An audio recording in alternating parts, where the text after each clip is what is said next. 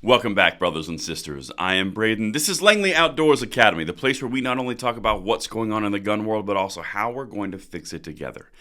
And the content that we're going to hit today to start your Friday is something that should give every single American citizen pause.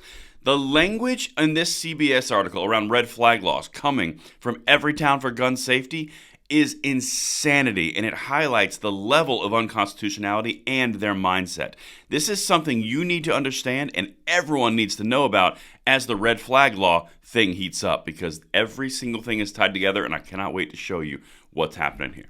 Now, of course, everything is linked in the description box below per usual. Make sure you hit that like button, subscribe to the channel, and turn the notification bell on. We are distributing freedom twice daily, and we'd love to have you along, and thank you for that consideration.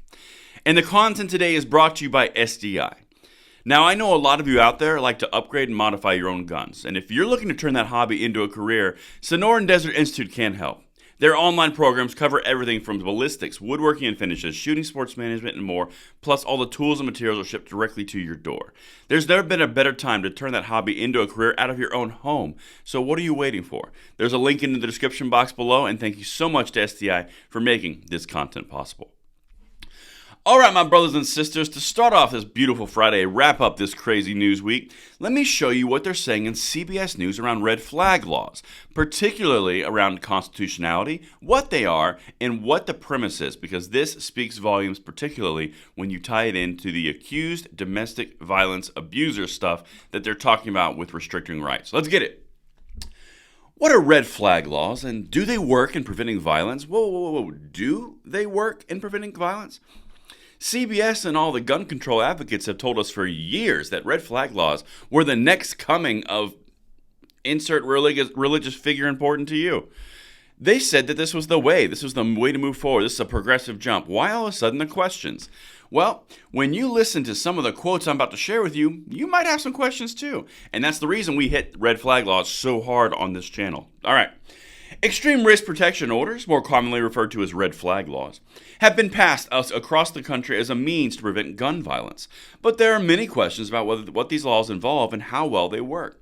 Until 2018, just 5 states had adopted red flag laws. The number of states implementing such laws surged after 2018 in Florida. Okay, so here's the thing. Do you guys remember how I've said consistently that none of these things happen in a vacuum? The reason they're upset about this is because it will threaten this. Everything is connected with strings. So, in this case, Biden has a pending decision from the Supreme Court request coming down to decide if they can have their accused domestic violence restraining orders subjects basically removed, have their Second Amendment rights expunged from them because they've been accused of domestic violence through a restraining order. Not a jury of your peers, through an accusation. Okay? That's why they hit this so hard, because it translates into red flag laws. It's the exact same thing. They will always show you what they're afraid of, which is why we're getting these types of articles on red flag laws while the Biden administration is pushing forward restrictions on accused domestic violence restraining orders. Everything is tied together. Check this out. This is one of the scariest things you're going to read. The nonprofit group Everytown for Gun Safety has been a big advocate for these laws. They're vital to preventing gun violence, said Chelsea Parsons, Everytown's director of implementation. Quote, they provide a proactive opportunity to prevent tragedies, she said. Quote, you don't have to wait for somebody to commit a crime where there are clear warning signs that this person having access to firearms poses a clear risk.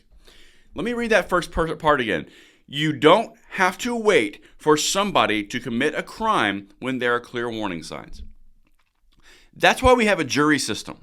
That's why we have a jurisprudence. That's why we have all the courts, to prove you did something so you've lost your rights. You cannot preemptively remove rights based off of something that you might or might not do. This is Minority Report, but in gun control land. That is one of the scariest statements that they're lauding as normal. You don't have to wait for someone to commit a crime. Holy crap. All right, let's keep going, because there's more in here too.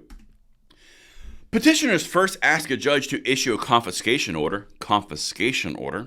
They present evidence about the risks they believe the individual poses, and the judge decides when to issue an order. You notice one thing missing there?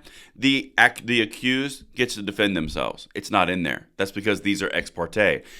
The individuals under accusation don't get to face their accuser. They don't get to defend themselves. They don't get to have a day in court. Their guns and rights are taken before they can do that. Then they have to prove they were innocent after their punishment. Understand how terrible this is. You don't have to wait for a crime to be committed. They're actually saying that's a good idea. Quote, the basic idea behind these laws is that they allow the court to order a firearm to be temporarily taken away from a person who presents an immediate risk to themselves or others, says Joseph Blocher, co-director of Duke University's Center of Firearms Law. Well, now, let's listen to what Blocher has to say. Again, this is in an NBC or a CBS article. What he has to say about, are they constitutional? Buckle up. Are red flag laws constitutional? Critics argue red flag laws go against the Second Amendment. Critic right here. While there have been Second Amendment challenges to these laws, they've each failed, Blocher said. Now, this is important. They haven't had a challenge on these laws since the Bruin decision. So when interest balancing falls along the wayside on this one too, they're going to flip their wig. Anyway, let's continue here. There have also been challenges based on due process, and this is the strongest case against red flag laws, is the due process.